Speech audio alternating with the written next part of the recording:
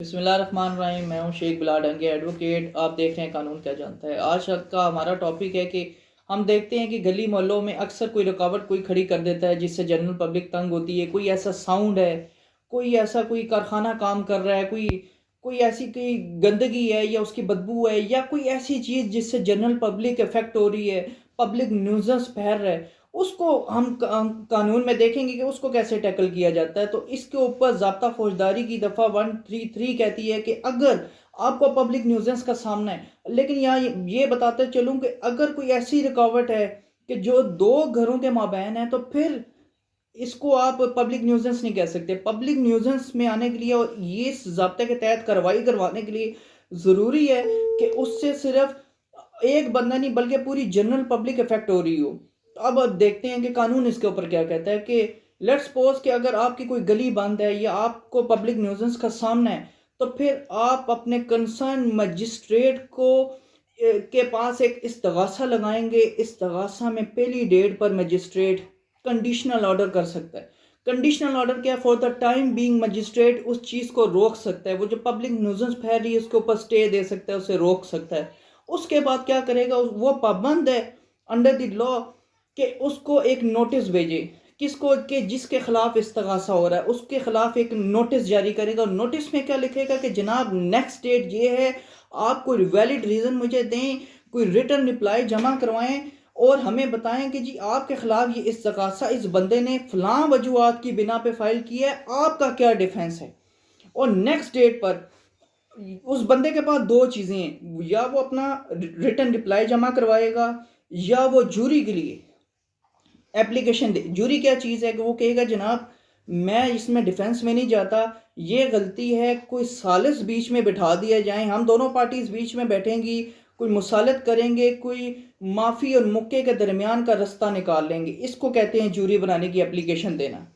अब अगला स्टेप उसमें क्या होगा कि नेक्स्ट डेट पर जब मजिस्ट्रेट साहब ने उसे नोटिस किया हुआ वो पेश नहीं होता, ना रिटर्न स्टेटमेंट देता है, ना जूरी की कोई एप्लीकेशन देता है, बल्कि वो पेश ही नहीं होता, अदालत में आता ही नहीं है, तो अदालत वो जो कंडीशनल ऑर्डर है उसको एब्सोल्यूट बना सकती है।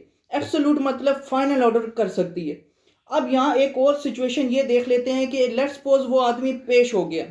अब ला कहता है कि अगर वो आदमी पेश हो गया, उसने पेश होके रिटर्न रिप्लाई जमा करवा दी और रिटर्न रिप्लाई में उसने ये कहा है कि जनाब मेरे खिलाफ ये जो इस्तगासा दायर किया गया ये सरासर गलत है, और जो बंदा कंडीशनल ऑर्डर लेके जनाब से गया है वो सरासर उसने फैक्ट्स को तरोड़ मरोड़ के जनाब के आगे पेश किया और कंडीशनल ऑर्डर ले गया है। तो इसके ऊपर फिर कोर्ट क्या करेगा? एविडेंस कॉल करेगा, शहादत लेगा।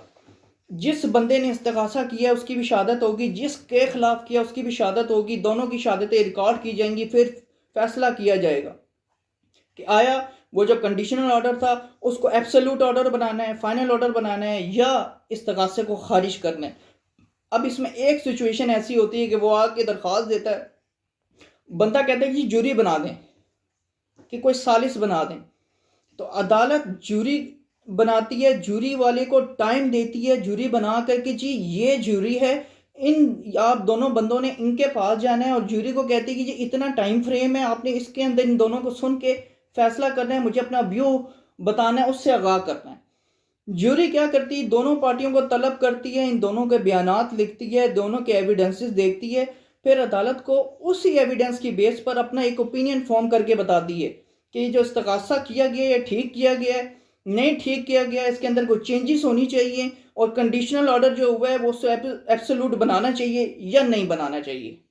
उसी जूरी की बिना पर, उसके फैसले की बिना पर फिर कोर्ट भी यही फैसला करती है कि कोई जो फैसला किया हुआ है उसमें कोई चेंजेस करनी है, कंडीशनल ऑर्डर को फाइनल बनाना है, एब्सोल्यूट बनाना है, या इस्तगासा खारिज करना है।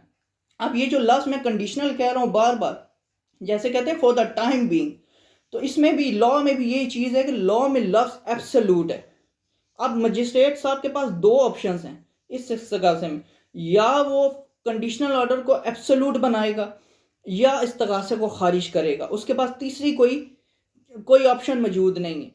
तो लॉ कहता है कि एब्सोल्यूट ऑर्डर बनाने की है, क्योंकि कानून में भी लफ्ज़ एब्सोल्यूट है, तो एब्सोल्यूट ऑर्डर को एब्सोल्यूट ऑर्डर बनाने के लिए आपको कंडीशनल ऑर्डर चाहिए, और कंडीशनल ऑर्डर अगर शुरू दिन से मौजूद ही नहीं होगा, उसको आप एब्सोल्यूट नहीं बना सकते। लॉ ने और कोई तीसरी कोई चीज़ नहीं रखी, कोई ऑप्शन नहीं दिया मजिस्ट्रेट साहब को कि जी ये नहीं कहा कि जो एंड में दिल करेगा आप फैसला कर दीजिएगा। लॉ कहता है कि या वो ऑर्डर एब्सोल्यूट होगा या इस्तगासा खारिज होगा। उसके बाद जूरी के बाद भी अब यहाँ ये सिचुएशन आ जाती है कि जी जिसके खिलाफ इस्तगासा किया गया वो इन चीज़ों से डिनाई कर देता है कि नहीं, मैं अभी भी कहता हूँ ये सब चीज़ें झूठी हैं और नहीं होना चाहिए था इस्तगासा। फिर यहाँ कोर्ट क्या कहती है कि फिर कोर्ट एविडेंस कॉल करती है, लेकिन यहाँ कोर्ट एविडेंस कॉल करने के साथ साथ अगर सेटिस्फाई है कि अगर हमने किसी चीज़ के ऊपर स्टे देना है, इंसाफ की फरहमी के लिए ज़रूरी है, तो जैसे नीचे सिविल कोर्ट स्टे हमें देता है, फौजदारी कोर्ट भी इस मैटर में स्टे ग्रांट कर सकती है।